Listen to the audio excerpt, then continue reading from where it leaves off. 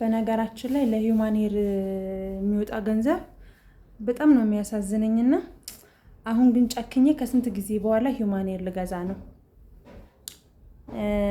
ስንት እንዳሉኝ ታውቂያለሽ ሜሪ? 36,000 ብር ብለውኛል። 36,000 ብር። ኧረ እባክሽ እና 36,000 ብር አጥተሽ የፈረስ ጭራ ልትገዢ ነው? ኧረ የፈረስ ጭራ አይደለም። ኧረ የሰው ሰራሽ ምን መጣ?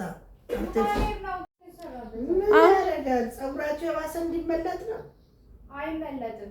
ብዙዎቹ እንደው ተመልጦ ግንባራቸው አይተሻል አይደል? አሁን እኔ 36,000 ብር ብለውኛል። 4,000 ብር ይጎለኛል። አይቻልም። አትገዢም።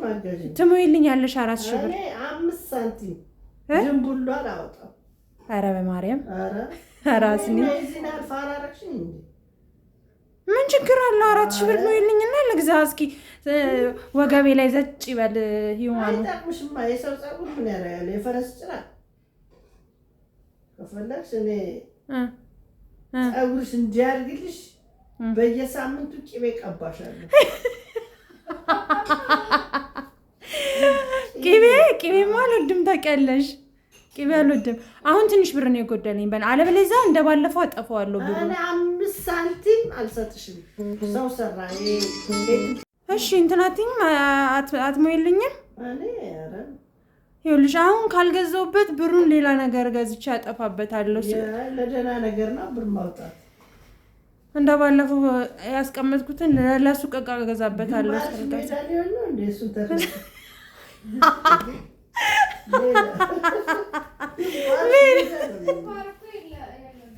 እንዴ እኔ ግንባር አለብኝ እንዴ ታዲያ? ብዙዎች ፀጉራቸው እየተመለጠ ነው። ይተካላል። ኧረ ምን ያደርጋል? የራስሽን ፀጉር በስነ ስርዓት መያዝ ነው። እና ታዲያ አትሞይልኝም ማለት ነው? እኔ ሞላም ፀጉር ባይኖራችሁ እሺ እንዲያምርብኝ አትፈልጊም ማለት ነው? ፀጉር ባይኖርሽ ግድ ነበር። ግን ፀጉር እያለሽ ያለኝ ፀጉር ይመለጥ ማለት ነው። የማይኖርበት በቃ ተይው እሺ። ተበድሬም ቢሆን እገዛለሁ። ኖ ተበድሬም ቢሆን እገዛለሁ። አሁንማ አላጠፋው። አይ እኔ አገባኝ